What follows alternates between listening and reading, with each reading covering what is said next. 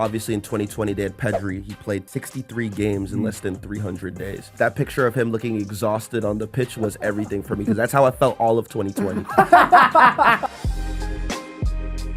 So Alphonso Davies played in the third place match between Canada and the US in the CONCACAF Nations League, ends up tearing his ACL in the first 30 minutes of the game. Do you guys think that it's Canada's fault or Bayern's fault and our players working too hard? I honestly think you can't really put the blame on anybody here, because you're not going to stop a player from wanting to play for their national team, especially if they're so prideful, if they're so proud of the idea of representing their country. Somebody like Alphonso Davies, no matter what, you're not going to stop him. Even if he says he's 50%, he's always looking on the bright side. He's looking at the cup half full type of approach. He's not going to be like, oh, I'm not going to want to play 50.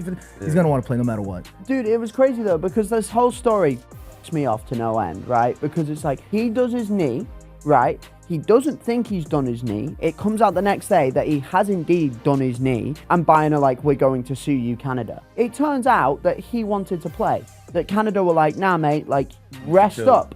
And Fonzie was like, no, I want to play against the US. I want to beat the shit out of these guys. They're doing medical tests, late on, and saying, look, you can play 45 minutes or whatever. And he's like, okay, no, I'm the captain, I want to start. I think this is definitely gonna, ruin the relationship between Bayern and Canada. And I think for clubs and international teams in general, because look, you have a player who's playing a third place match at the end of the day, and no matter how much you want him to play, you know that he's playing for the biggest club, or one of the biggest clubs in the world, and he's one of your most important players on the national team. You could have easily gave him a break after that first match and said, hey man, look, you have the second round of the Champions League coming up. I know it's not a coach's reason, or it's not Jesse Marsch's responsibility to look after Alphonso and be like, hey, you have a game with Bayern, but at the end of the day, you need to protect your players. So are you blaming Jesse Marsch for it then? No, then if we're taking into account what Raheem is saying, then we have to start blaming more of the player then, because you can't put that on the clubs. You can't put that on the national team either. Jesse Marsch has a job. He has to win the games.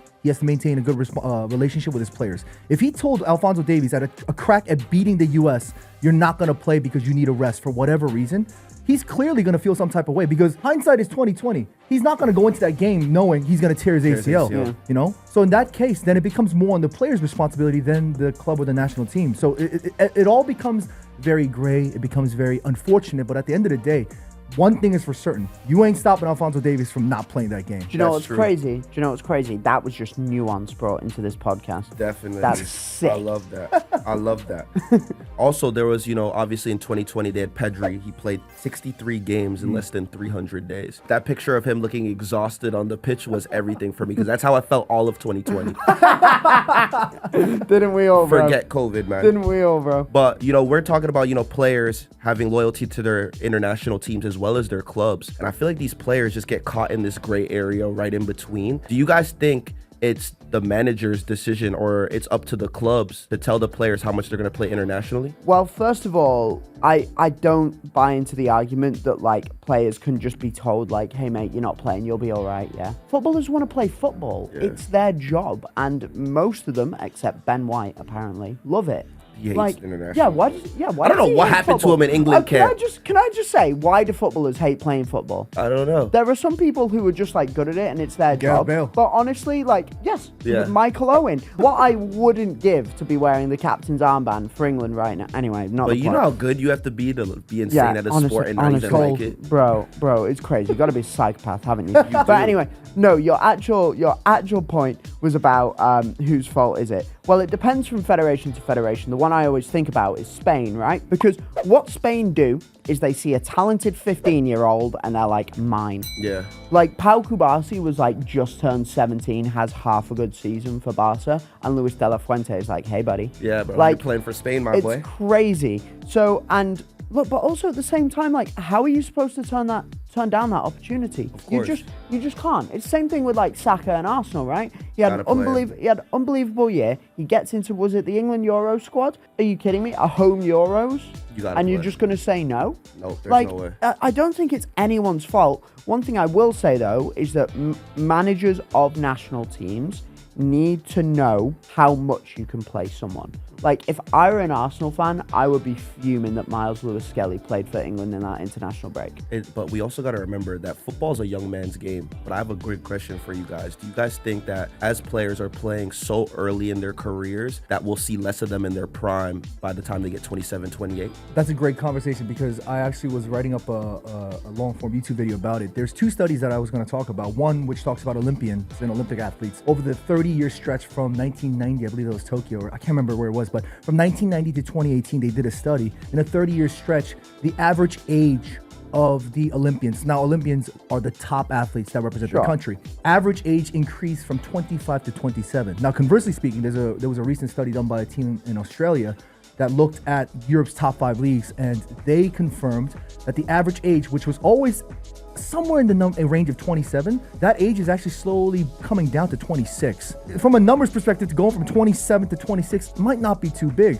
But that is actually a massive, massive study if actually it becomes even bigger on a scale of theory, because players are peaking at a higher, at a faster rate. That means that there's more of an expenditure of their tank, their energy, their effort. Everything is coming earlier. When you're talking about playing way too many games, it's going to be on the clubs to manage these players and their development, or else they're going to burn out too quickly. They're going to reach their peak too quickly, and that trough is going to be a lot faster. And it's something that clubs are going to have to be very wary of. And I'd like to put a massive asterisk in this point. It's that I am not a doctor, okay? I am 100% not a doctor. We know that. But appreciate it, bro.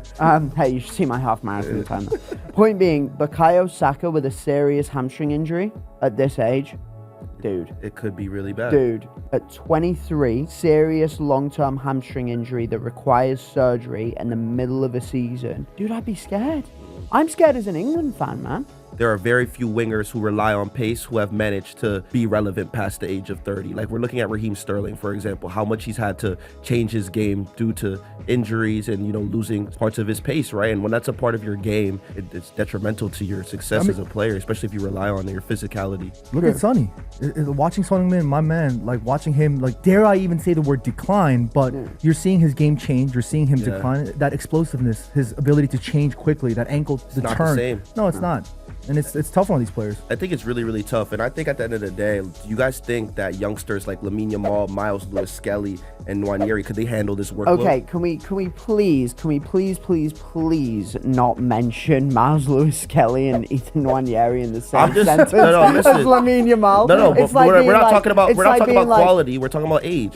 Okay, I was like, Jesus Christ, man. Oh, God, my brain hurts. But it's like, at the end of the day, like, these guys are the young guys playing 90-minute matches against grown men week in and week out. Yeah, no.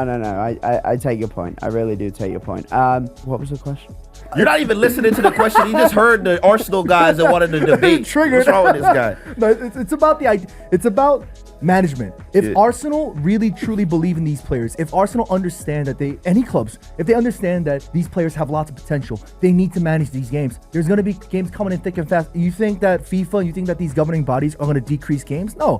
Unless there's going to be some drastic, explosive decision from the players' unions or whatever it is, it's not going to change. So these clubs need to understand that, and they need to manage them carefully, or else, like you said, you're talking about Bukayo Saka, they're going to lose these players and their potential. If they can be giving you 5-10 years of greatness, you might lose them in 3.